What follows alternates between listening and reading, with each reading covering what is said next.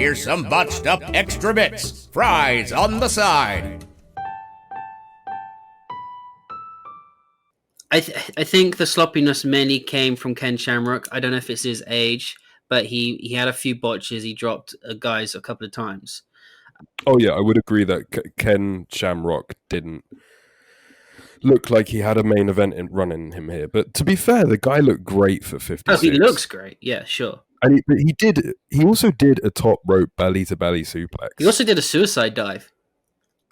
Yeah, Ken Shamrock at 56 doing a suicide dive. Suck on it, Taker. Not through the ropes, over the ropes as well. That was a bad fall, though. Yeah, that looked like it hurt. Callahan has always looked great. He really is like the MVP of Impact. And the North are good. Bayley is on the run of her career. Her character right now is amazing. I wouldn't hesitate to say that Bayley has been the MVP of coronavirus. Did you see when Bayley made her entrance, she was humping the Perspex glass to make the belt smash up against it to show it off to the crowd? Yeah.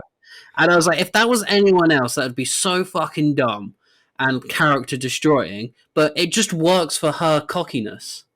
She made it work and it didn't seem silly.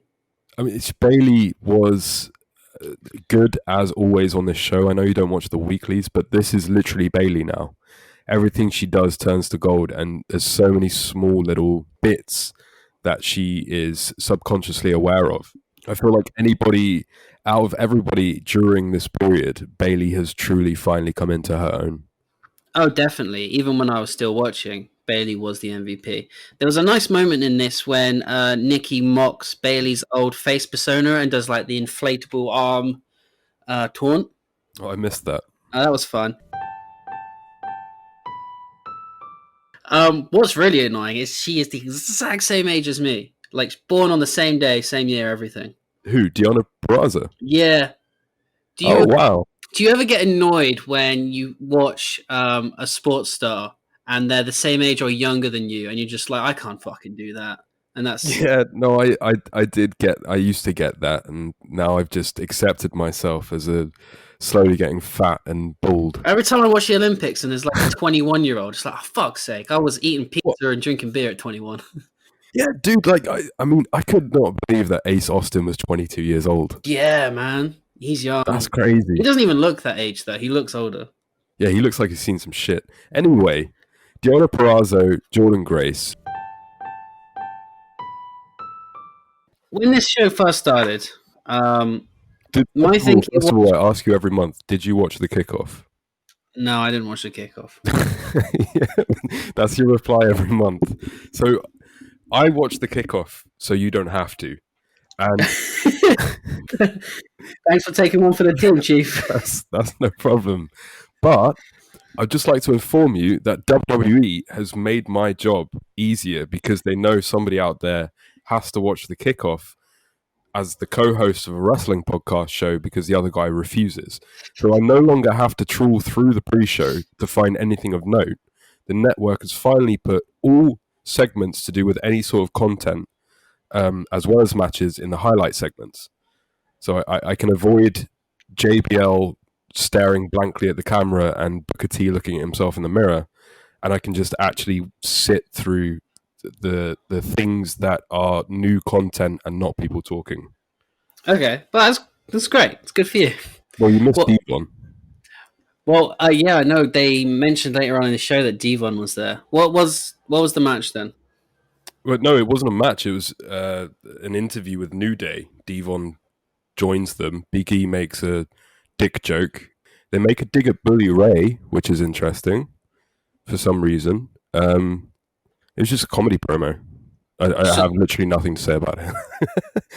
So there was no match on the kickoff? Oh, no, okay. So there was another MVP promo, and then it was Kevin Owens versus Murphy on the pre-show. Okay. And this is a theory I have. The theory that I have about Extreme Rules up until the I versus an I match started here.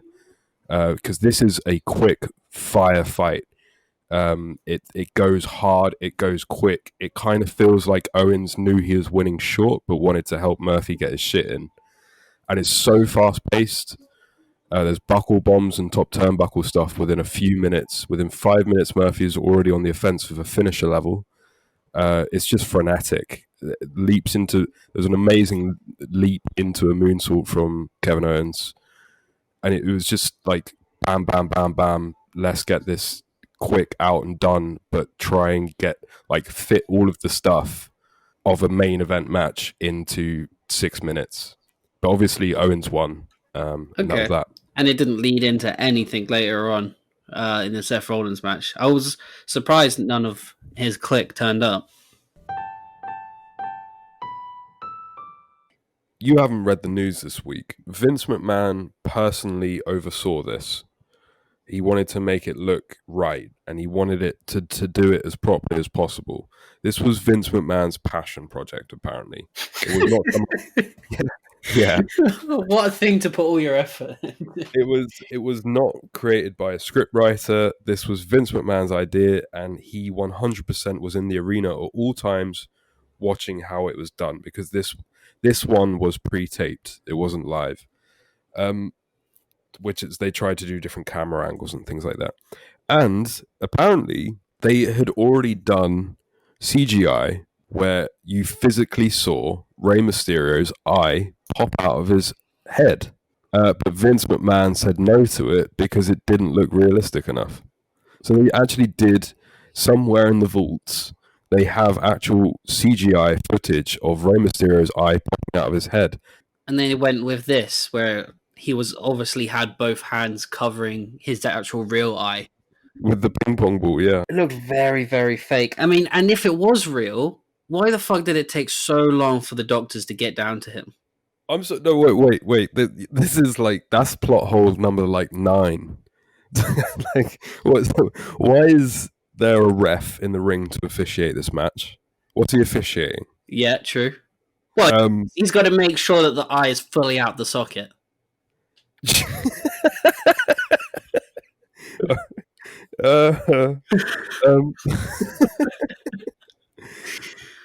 I'm not an expert of eyeballs, but if you push the eye into something, does it pop out like that? Definitely not. 100% no. Definitely not. Oh, I had a great time with this, Ben. But I mean, I feel really bad for Seth Rollins and Rey Mysterio because they were put into a position, just like Edge and Orton, really, kind of, but in such a so much worse way. Also, who knew Asuka can do really great German suplexes? She can do everything, man. She's perfect. It came out really creepy.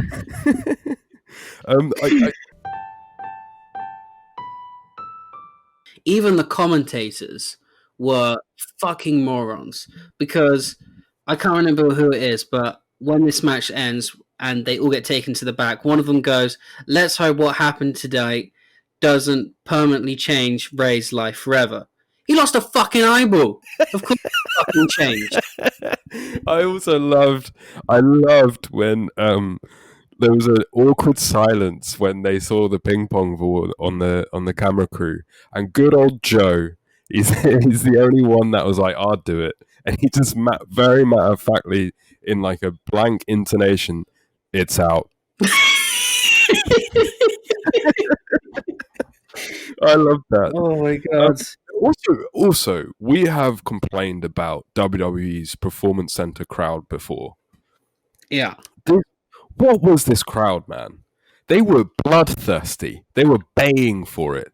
If you were a kayfabe audience watching two guys about to gouge each other's eyes out forever, would you be cheering the face and booing the heel? And then when the heel finally wins the match, boo him so that he feels ashamed of himself? Want to see that blood, man? Want to see the eyeball? You wanted Rey Mysterio to gouge out Rollins' eyeball. When Rollins gouged out Rey Mysterio's eyeball, you thought this whole thing was monstrous. Fuck yeah, I just want to see eyeballs everywhere. You've given up with this shit it's now, haven't you? It's so stupid, man. I mean, at least the one thing I hear about wrestling is when they tease something and don't pay it off. At least they did it. I don't know. Anyway. Right, so we're at the end of this match now. We've got intercut images of the old Wyatt family with the other two guys as well. Bray suddenly turns up again. He's got the shovel again, going crazy with it. It breaks in half, and now he's just using the handle. Braun gets up, big boots Bray into the lake, and then Braun declares himself the winner. That's it. And then the little Extreme Rules promo bit. Yeah, we get a post-credit scene in this shit. Yeah. The credits roll, then a hand comes out of the water, drags Braun into the water. He struggles for a bit, and then stillness. He's fucking drowned. Everything after the credit bit is a complete blur to me. Not because I don't remember it, but because I literally couldn't see anything on my screen. I don't know whether you could. I just saw lots of dark, then lots of red for about a minute, and couldn't physically look at anything. And I did have my glasses on. I couldn't see a single thing. Yeah, it was weirdly cut. I feel like someone in the production truck actually thought the show was over because it kept fading down and fading up. But the final image was the Fiend poking his head up out of the water, looking down like the decking, staring right into the camera, and then "Let Me In" can be heard as we cut to black. So I guess the Fiend won, maybe. I don't have the time or energy to dissect this bullshit. So what's next for Ray? I mean, I've heard there's contract disputes and stuff, so is this writing Ray off TV forever, or are we going to see him back with one eye? So basically we had a segment later on where they said they might be able to reattach the eyeball. And that was... I'm no doctor, but I'm pretty sure if it comes clean out, it's not going clean back in. Yeah, I would assume so, right? Maybe we're not doctors though, so maybe we don't know. I'm pretty sure it's not going to be as good as new. But that was a message to Rey Mysterio saying, do you want to re-sign with us or not? If you want to re-sign with us, we're going to put your eyeball back in.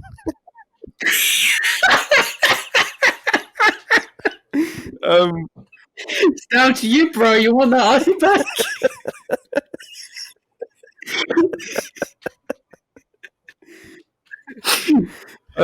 Yeah, so I've learned as of today, and I don't really blame him.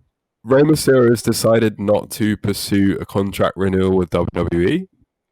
Oh, there's a surprise. But that's a shocker. The only thing that they had over him was Dominic. That's basically what the whole issue was about, because otherwise he would have left ages ago, because he wants to go to AEW, whereas AEW don't want Dominic, they just want Ray. So that was what the big contract signing was about. It was also about a raise that Vince refused to give. But yeah, Ray's decided not to sign with WWE. So what will happen in about a couple of months' time, Ray will turn up at AEW, Chris Jericho will come out and say, how's the eye, Ray? Stupid person from Bad Creative, you know. They've just set themselves up to fail once again. And then I'll just say the final line, because I did really like this. He says, Braun, you are a weapon. Let me wield you. To be the monster I know you can be, I have to defeat the monster you have become.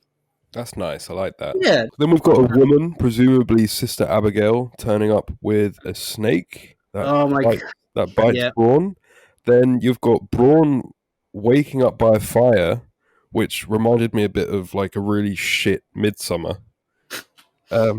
Beats up some more dudes who didn't and throws one of those dudes into the fire. Oh yeah.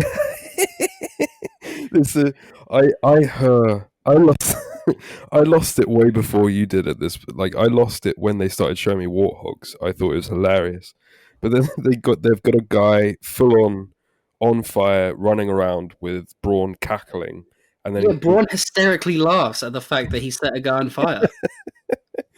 Oh, but he doesn't even like check himself afterwards. He's not like, oh, am I going crazy because Bray's making me crazy? Yeah, I feel like that was the whole point of this bit, is that he's finally sunk into Bray's world. But it looked like he just found it funny because he's dumb.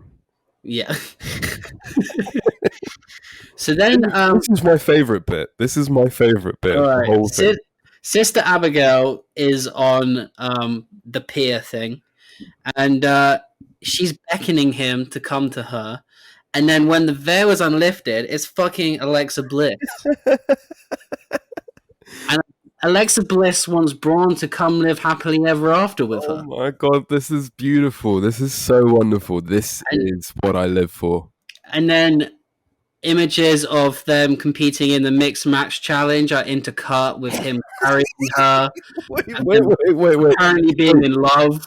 Just say that sentence again. So start from Sister Abigail. Say it again. Sister Abigail turns out to be Alexa Bliss. And then what did they intercut with? Images of Alexa Bliss and Braun in the mixed match challenge, which was aired on Facebook like 3 years ago. Oh, I love this so much. Like they've worked in a side story of Braun Strowman being in mad love with Alexa Bliss and daydreaming about her to the extent where he's thinking about her in the subconscious of his mind while facing Bray Wyatt in a life or death swamp fight. Which is an unsolicited love that Alexa Bliss has no awareness of until she watches this maniacal serial killer try and hurt Braun, who she thought was her platonic friend, later on in the evening. Well, that's going to make the work office a bit awkward on Monday, isn't it? WWE is amazing right now. Was it ever implied?